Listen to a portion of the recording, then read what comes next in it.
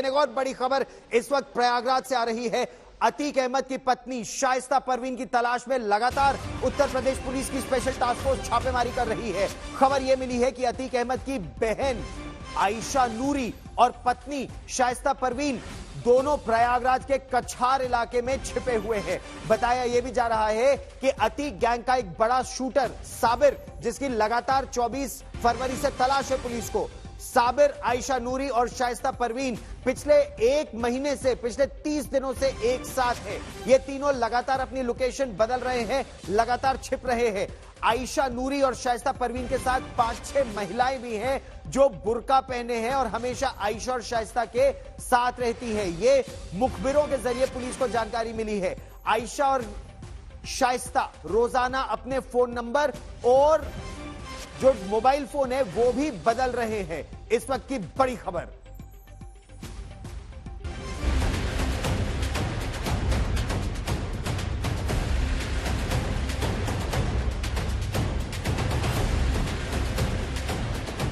का पूरा रोल है ये षड्यंत्र, घटना की शुरुआत से लेकर के षड्यंत्र करने से लेकर के और घटना को अंजाम देने, इनको संरक्षण देने, इनको पैसा वितरित करने और अतीक और अशरफ के निर्देशों का इनके ये सूत्रों के माध्यम से पालन कराने में पूरा इसका योगदान रहा। कॉन्स्पिरेसी में जो लोग शामिल हैं उसमें कई अन्य लोग हैं, जिसमें अतीक अहमद की पत्नी शाइस्ता परवीन भी शामिल है। उन पर 50,000 रुपए का इनाम है।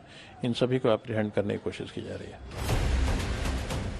फरार चल रही माफिया अतीक अहमद की बीवी 51 साल की शाइस्ता परवीन को यूपी पुलिस ने मोस्ट वांटेड की लिस्ट में सबसे ऊपर रखा है। शाइस्ता ही नहीं, गुड्डू मुस्लिम और बचे हुए शूटर्स साबिर और अरमान को पकड़ने के लिए सीएम योगी की अध्यक्षता में एक बड़ी मीटिंग हुई। वीडियो कॉन्फ्रेंसिंग के जरिए हुई मीटिंग में एसटीएफ चीफ अमिताभ यश, स्पेशल डीजी प्रशांत कुमार के साथ प्रयागराज के अधिकारी जुड़े। मीटिंग का पूरा जोर फरार चल रहे आरोपियों को शिकंजे में लेने पर था। जहां तक शाइस्ता की बात है तो उमेश पाल हत्याकांड की साजिश को अंजाम देने के मामले में 50,000 की इनामी शाइस्ता 19 फरवरी के बाद नजर नहीं आई है। 19 फरवरी को वो अतीक के शूटर्स के साथ सीसीटीवी कैमरे में कैद हुई थी। इस वक्त यूपी और यूपी के बाहर शाइस्ता की तलाश में पुलिस छापेमारी कर रही है। प्रयागराज के भरहेठा गांव में अतीक की बहन का ससुराल है। इसी से लगा मारियाडीह गांव है, जहां से अतीक अहमद की गैंग के सबसे ज्यादा गुर्गे हैं। शाइस्ता परवीन के यहां होने के उम्मीद में प्रयागराज पुलिस ने छापेमारी की। गांव के अलग अलग हिस्सों में पुलिस की टुकड़ियों ने गश्त किया।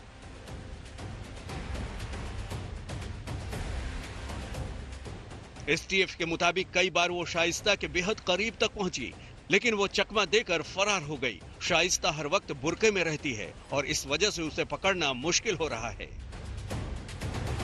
बुर्के की वजह से कई बार कंफ्यूजन हो रहा है, वैसे ही जैसे असद के जनाजे में इस महिला को लेकर हुआ था। असद को दफनाए जाने के बाद पुलिस ने जब इस महिला से पूछताछ की तो वो अतीक की बहन शाहीन निकली। इसके साथ ही शाइस्ता कितनी शातिर है, यह अतीक के आतंक का शिकार हो चुके प्रॉपर्टी डीलर जिशान से सुनिए। जिशान अतीक के साढ़ू इमरान जई के छोटे भाई हैं। उनके बारे में मैं बहुत ज़्यादा तो नहीं कहूँगा, लेकिन मैं इतना कह देना चाहता हूँ कि अतीक अहमद नहीं रहते थे। वो जब से जेल चले गए तो सारा सबसे मिलना जुलना, सबसे हिसाब किताब लेना वो शाइस्ता परवीन करती थी। एसटीएफ सूत्र भी बता रहे हैं कि अतीक के 132 गुर्गों वाले IS 227 गैंग की कमान शाइस्ता संभाल रही थी। जेल से अतीक का फरमान था कि शाइस्ता का हर हुक्म गुर्गों को मानना है। 31 दिसंबर 2021 को अतीक ने जिशान को अपनी पुश्तैनी जमीन शाइस्ता के नाम करने को कहा था और जब जिशान ने इनकार किया तो सुनिए उसके साथ क्या क्या हुआ। मैं अपने घर बैठा हुआ था, तभी लोग 3 गाड़ियों से अली, अतीक और साथ कालिया वगैरह आते हैं और हमें घेर लेते हैं। घेर के कहते हैं कि लो बात करो। तो मैंने कहा किससे? तो कहा अतीक अहमद से बात करो। फिर मैंने बात की तो उधर से उन्होंने कहा कि ऐसा है कि जो है ये ज़मीन मेरी बीवी शाइस्ता परवीन नाम लिख दो और या तो 5 करोड़ पर रंगदारी दे दो। जब मैंने काफ़ी देर तक जवाब नहीं दिया तो मारने पीटने लगे, जो कि मेरे भाइयों, मेरे कज़न वजन थे जिनका जबड़ा उबड़ा भी टूट गया, जो खाना ठीक से नहीं खा पाते हैं।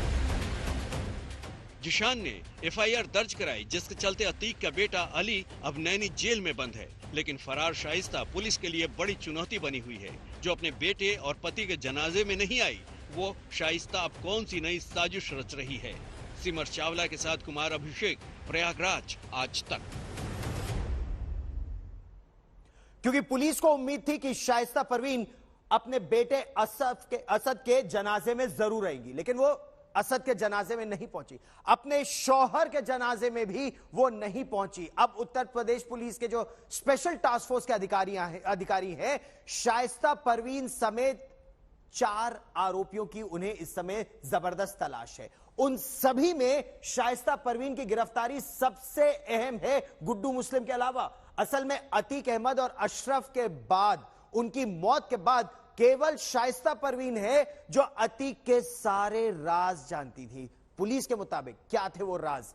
पैसे कहां से आते थे, उगाही किन किन से होती थी? क्योंकि अतीक अहमद खुद तो जेल में बंद थे, पत्नी के पास पैसे पहुंचते थे। कौन पहुंचाता था पैसे? अगर शाइस्ता परवीन पकड़ी जाती है तो वो उमेशपाल हत्याकांड से जुड़ी कई बातों से पर्दा हटा सकती है। यही नहीं, हथियार और पैसे कैसे, कहां, किस रूट से आए, किस किस ने पैसे दिए, जेल से अतीक अहमद कैसे अपने गैंग को चला रहा था, अतीक के गैंग के बारे में इस समय कौन कौन उसके गुर्गे हैं, कहां कहां हथियार हैं, ये सारे राज से जो पर्दा है 2 लोग हटा सकते हैं। एक शाइस्ता परवीन, दूसरा गुड्डू मुस्लिम। सबसे अहम ये कि गुड्डू मुस्लिम इस समय कहां है और उसने अतीक को क्या धोखा दिया? क्या गुड्डू मुस्लिम बना गुड्डू गद्दार? और असद की इस समय जो लोकेशन है उसके बारे में क्या गुड्डू ने ही जानकारी दी उत्तर प्रदेश पुलिस को?